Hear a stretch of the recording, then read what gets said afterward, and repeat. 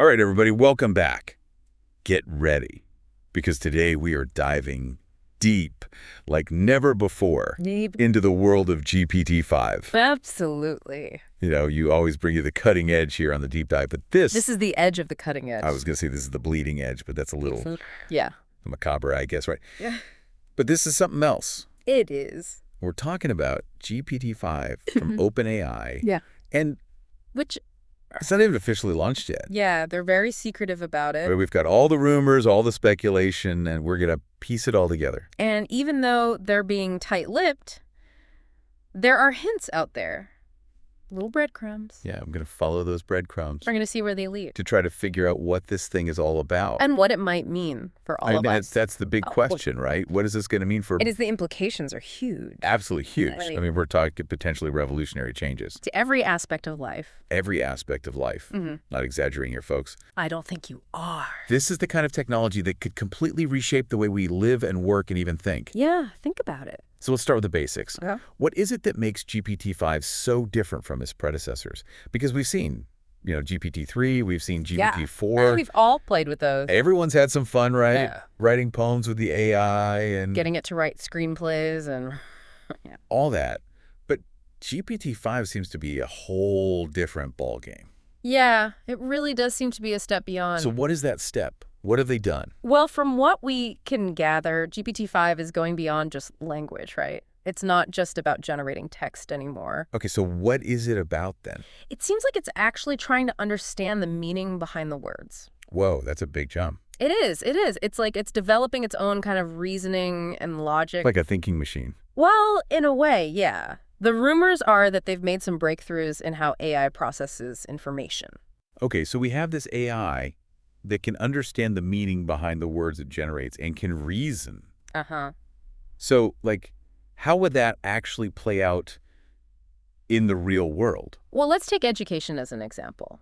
Imagine a world where every student has a personalized AI tutor Whoa. that can adapt to their learning style and identify their strengths and weaknesses, help them overcome the things that they're struggling with. That's amazing, but how is that even possible? Well, think about it. GPT-5 could analyze a student's work, their responses, even their facial expressions, and figure out exactly what they need to learn and how they learn best. So it's like a tutor that can read your mind. In a way, yeah.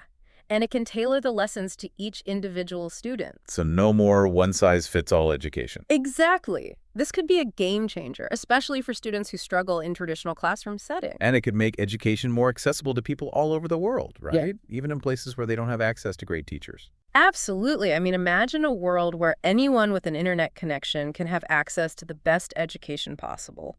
That's incredible. Okay, so education revolutionized. What else? Well, let's talk about healthcare. Ooh, that's another big one. Because GPT-5 could analyze medical data, research papers, clinical trials, everything. And come up with New diagnoses, treatments. even predict health problems before they happen. It could be like having a team of the world's best doctors in your pocket. Okay, but would you trust an AI with your health? It's not about replacing doctors. It's about giving them a powerful tool, to help them make better decisions and provide better care. Okay, that makes sense. So it's like a collaboration between human doctors and AI. Exactly. And that could lead to some amazing breakthroughs in healthcare, everything from personalized medicine to curing diseases that we thought were incurable. Now, I know a lot of our listeners are probably thinking about the whole jobs question. Yeah, that's a big one. Because every time we talk about AI, people worry about their jobs being taken over by robots. Right. So what's the reality here? Is GPT-5 going to put us all out of work?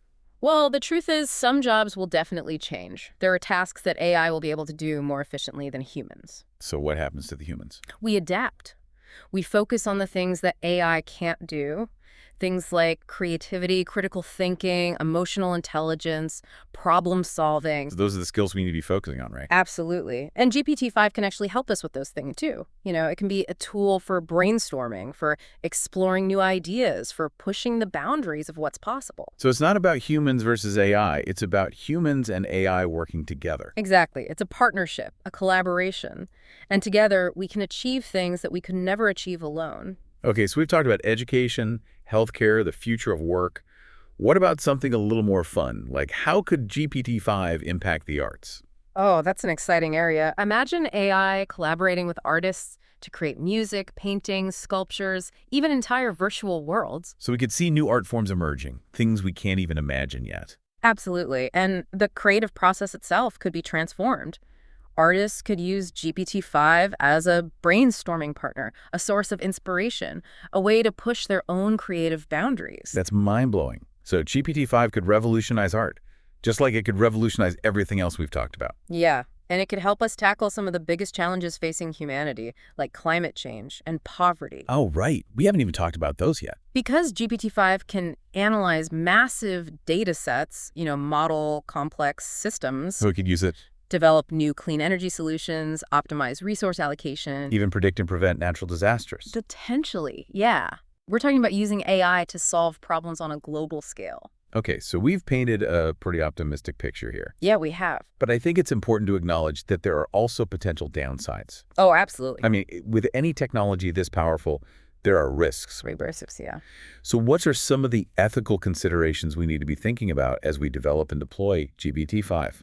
Well, first and foremost, we need to make sure that it's used for good, not for harm. How do we ensure that? I mean, it's not like we can just program morality into an AI.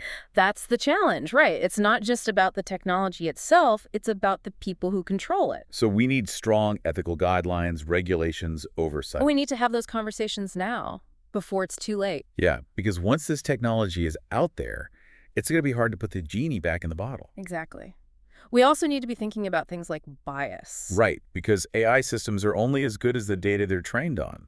And if that data is biased, Then the AI will be biased too. and that could lead to all sorts of problems, discrimination, unfairness, even injustice. So we need to make sure that the data sets used to train GPT-5 are diverse and representative of all of humanity. Absolutely. And we need to be constantly monitoring the system, looking for signs of bias and correcting them. It's a lot of responsibility. It is a huge responsibility, but it's a responsibility that we can't afford to ignore. Because the stakes are just too high.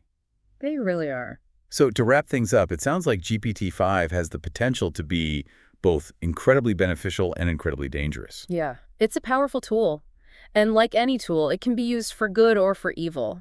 It all depends on us. On us, the humans, right? Right. We have the power to shape the future of AI. We can choose to use it to create a better world for everyone, or we can let it lead us down a path of destruction. It's a pretty profound thought to end on, but I think it's an important one. I think so, too. Because ultimately, the future of GPT-5 and the future of humanity is in our hands. It is. And it's up to each and every one of us to make sure that we use this technology wisely and responsibly.